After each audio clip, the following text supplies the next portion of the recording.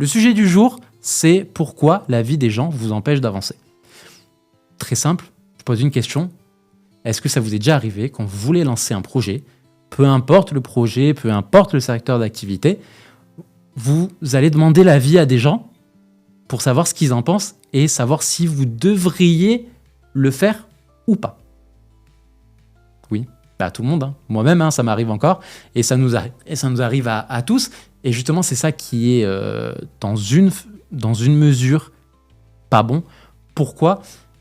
Psychologiquement, et il y a plein d'études qui ont été faites sur le sujet, quand on veut lancer quelque chose de nouveau, qui nous fait sortir de notre zone de confort, qu'on n'a jamais vraiment fait avant, qui peut faire peur aussi en fonction de ce qu'on veut faire, psychologiquement, on va vouloir avoir l'approbation de quelqu'un, l'approbation de plusieurs personnes, pour nous conforter dans l'idée de « Ah oui, je veux faire ça, ils m'ont dit, tout le monde me dit que c'est une bonne idée, je fais ».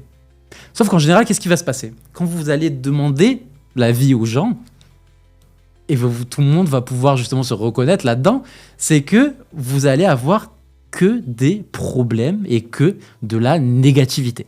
Quand vous allez dire à quelqu'un « j'ai envie de lancer ça et tout, t'en penses quoi ? Ça a l'air d'être une bonne idée et tout, j'ai trop hâte, je suis trop content. » « Ah ouais, mais ça coûte cher, hein. Mais attends, mais tu connais personne, mais tu vas faire comment ? Ah mais, ah ouais, quand même, tendu et tout. Ah, respect, hein, franchement, beau projet. Mais après, fais attention quand même, hein, c'est compliqué. » Et j'ai envie de dire, putain, si on écoute tous les gens qui disent ça, on va pas aller loin dans la vie. Et c'est le problème aussi de beaucoup de gens aujourd'hui. Pourquoi les gens s'arrêtent ? Et ça vous est déjà arrivé aussi, j'en suis sûr, ça m'est arrivé à moi aussi.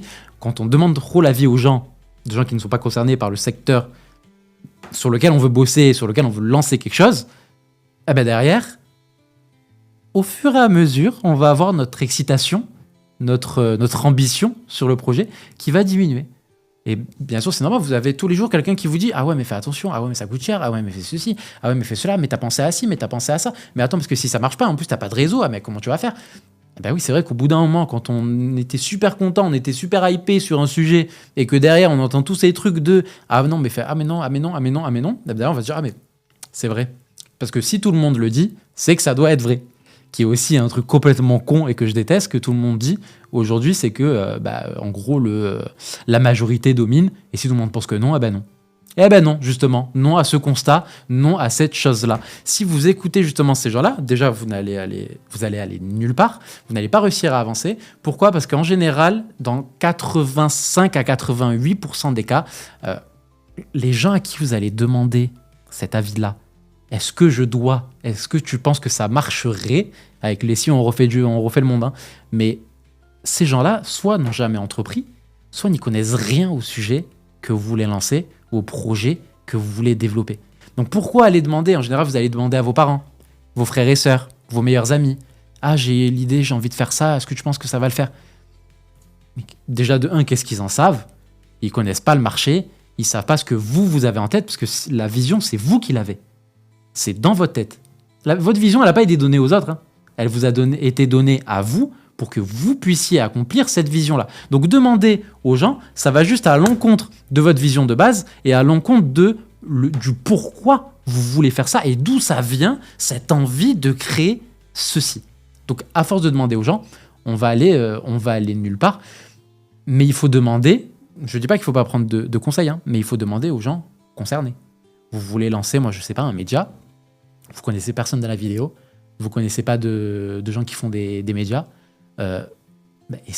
allez networker, faites des événements, allez dans des endroits où vous êtes susceptible de rencontrer ces gens-là. Prenez LinkedIn, un téléphone, une tablette, un ordi, vous faites ce que vous voulez aujourd'hui. Vous allez sur LinkedIn, vous contactez qui vous voulez et vous demandez des infos, vous demandez des conseils. Une chose est sûre, vous ne serez jamais critiqué par quelqu'un qui fait. C'est tout. Vous ne serez jamais critiqué par quelqu'un qui fait. Et encore moins par quelqu'un qui fait plus que vous.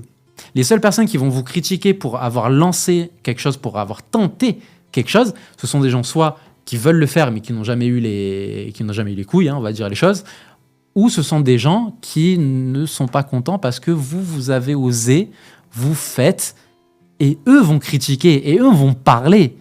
Mais quelqu'un qui fait et qui a déjà testé ce que vous êtes en train de tester et d'essayer de lancer, jamais ils vous critiqueront. ça va être ceux qui vont vous encourager. Vous avez jamais remarqué que les gens qui vous soutiennent le plus, c'est pas les gens que vous connaissez, c'est les gens que vous avez jamais vus à la base avant de faire, et c'est eux qui vont vous soutenir le plus. Ça vous est jamais arrivé, vous faites un business, vous en parlez à votre famille, on vous demande des réductions, on vous demande des prix. Est-ce que c'est soutenir quelqu'un de demander des réductions à tout bout de champ? Non. Non, au contraire, t'es de ma famille, tu devrais payer plus parce que tu veux soutenir ce que je suis en train de créer et ce que je suis en train d'essayer de développer. C'est comme ça que fonctionne le soutien. Mais la plupart des gens que vous allez rencontrer, quand vous allez tenter, quand vous allez essayer, c'est eux qui vont vous soutenir, c'est pas les gens que vous connaissez. Et dernière chose aussi importante de pourquoi la vie des gens vous bloque dans votre évolution, c'est que quand les gens vont vous dire « Ah ouais, mais t'as pensé à ça, ah, fais attention, ça coûte cher, fais attention, t'as vu le risque d'échec, c'est compliqué, attention ». Ça vient d'où? C'est pas juste ils veulent vous embêter, et juste ils veulent vous mettre le moral à zéro. C'est pas leur intention en soi. Mais ça reflète juste leur incapacité ou leur incompréhension sur le sujet dont vous leur parlez, en fait. Ou ça révèle leur peur et l'incompréhension d'eux-mêmes. Ça a dû aussi vous arriver, vous parlez à quelqu'un, il fait à peu près ce que vous faites, mais vous vous connaissez déjà, et il va pas vraiment vous encourager. Pourquoi? Parce qu'il se dit, moi, si j'arrive pas à le faire, pourquoi est-ce que lui, il devrait faire? Donc non. Et allez, on ramène tout le monde vers le bas. C'est triste à dire, mais c'est ça la France. On est dans un pays où l'ambition fait peur, où on n'aime pas les gens qui assument de vouloir être meilleurs que les autres. Et on est dans un pays qui n'aime pas la réussite. On le dit depuis des années, mais ça n'a jamais été plus vrai qu'aujourd'hui. La France n'aime pas la réussite. Vous prenez les États-Unis, j'ai eu l'opportunité d'y aller plusieurs fois et d'y rester des mois et des mois et des mois. C'est pas du tout la même chose. C'est deux mindsets totalement différents entre la France et les États-Unis. Donc, par contre, l'avantage, c'est quoi? C'est que si vous arrivez à faire décoller quelque chose en France, vous arrivez à faire de votre vision une réalité. Et on ne parle pas d'une réalité parfaite, Le but, c'est juste de faire. Vous faites, vous commencez, on voit si ça prend ou pas. Il y aura des imperfections, il y a des ratés, il y a toutes ces choses-là. Un exemple très concret. Aujourd'hui, c'est la première de la quotidienne. J'ai eu cette idée la semaine dernière, de faire une émission quotidienne pour expliquer aux gens les tenants, aboutissants et les problèmes économiques qu'il y a aujourd'hui pour aider à une meilleure compréhension de ces sujets-là. J'en ai parlé, bien sûr, à quelques personnes. On m'a dit, ah ouais, t'es sûr, tous les jours? Tendu, mais ça veut dire que tu dois faire des recherches sur les sujets et tout, mais comment tu vas faire? Mais c'est grave, mais attends, mais en plus ça coûte cher, tu vas faire comment? Faut payer, faut enregistrer, faut payer le montage, mais ça coûte cher, t'es ouf et tout, mais en plus tu dois te renseigner, c'est incroyable, trop de travail à faire. C'est ça qui fait peur aussi, c'est le fait de travailler, de devoir travailler. Et c'est ça qui est triste aujourd'hui. Donc je l'ai entendu, le ne fais pas, on sait jamais. Donc là c'est la première. Il y a eu peut-être des ratés, il y a peut-être du montage aussi qui va pas être incroyable, on sait pas, le montage on l'a pas encore fait, mais c'est la première. J'aurais très bien pu me dire, je vais attendre que tout soit carré, tout soit exactement incroyable pour pouvoir lancer cette émission quotidienne, et au moins je suis tranquille. Mais par contre, si je fais ça et je me dis, faut que j'attende que tout soit parfait, que tout soit clair et organisé avant de lancer. Je vous le dis déjà maintenant, et c'est le cas dans toutes ces situations du même type, ça ne sera jamais fait. Pourquoi? Parce que l'humain aime trop la perfection. La perfection n'existe pas, et que l'humain ne sera jamais satisfait de lui-même à 100%. Je donne un exemple très simple. Cette émission doit durer, dans ma tête, je me suis dit, ça va être des émissions d'une demi-heure. On est en train de l'enregistrer, ça sera diffusé ce soir. Là, en temps d'enregistrement, ça sera coupé au montage, mais en temps d'enregistrement, on est déjà à 40 minutes. Dans ma tête, c'était 30 minutes. Parce que comme ça, hop, en 1 heure, j'en fais 2, je peux prévoir le sujet du lendemain. Eh ben des fois, non. Là, ça veut dire que la prochaine, elle sera peut-être un peu plus courte, ou alors il faut que je vois comment j'organise la chose. Mais c'est la première. Juste, je fais. Je fais bien, je fais moins bien, je fais parfait, je fais pas parfait. J'ai envie de vous dire, ça, c'est pas mon problème.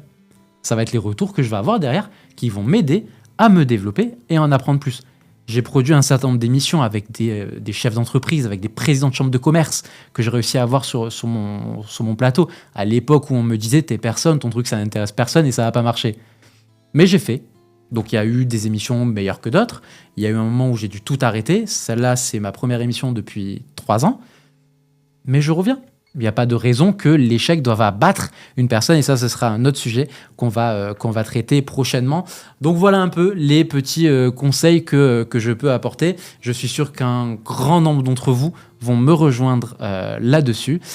Et ça conclut notre émission du jour. On se retrouve demain sur une nouvelle édition, sur un nouveau sujet éco et sur une nouvelle keynote conseil de vie, et je vous parlerai aussi un peu plus des difficultés et des vraies galères que représente l'entrepreneuriat aujourd'hui. Mais par contre ici, c'est la vraie vie. Nakat Media, je l'ai appelé le média qui parle vrai. Ici, on parle des vraies choses. On n'est pas dans il faut entreprendre, c'est bien, c'est incroyable, vous allez gagner de l'argent, c'est super, c'est tout beau, c'est tout rose. C'est pas du tout ça, c'est tout l'inverse. C'est très peu d'argent, voire même pas d'argent des fois. C'est beaucoup de dépenses, c'est beaucoup de stress, c'est des cheveux gris, et on peut continuer comme ça pendant un moment. Donc ici, c'est la vraie vie. Ici, on dit les vraies choses et on explique vraiment les choses. Et c'est dans cette émission-là où je vais vous donner des infos sur qu'est-ce que c'est vraiment aujourd'hui la vraie vie. On n'est pas sur Instagram, on n'est pas sur TikTok ici. Ici, on parle des vraies choses et on met en avant ces éléments-là. On est malheureusement dans un pays où on a peur de dire les choses. Moi, honnêtement, je m'en fiche un peu. Je fais ce que j'aime. Je dis ce que je pense. En tout cas, sur ce sujet-là et non pas sur le sujet économique, on s'est bien compris. Et après, les gens sont d'accord avec moi. Les gens ne sont pas d'accord avec moi. C'est comme ça, c'est la vie, c'est la France, c'est le monde, c'est la démocratie. C'est comme ça que ça marche. Chacun est libre d'avoir son opinion. J'ai la mienne, vous avez la vôtre. Mais ici, moi, je préfère parler de la vraie vie et des vraies choses plutôt que de vendre du rêve et vendre quelque chose qui n'existe pas. Le rêve de l'entrepreneuriat et d'être milliardaire en un an, tout ça, faut vite oublier. Mais ici, du coup, on parle des vraies choses. On se retrouve donc demain pour une nouvelle édition du Nakat Show, la quotidienne.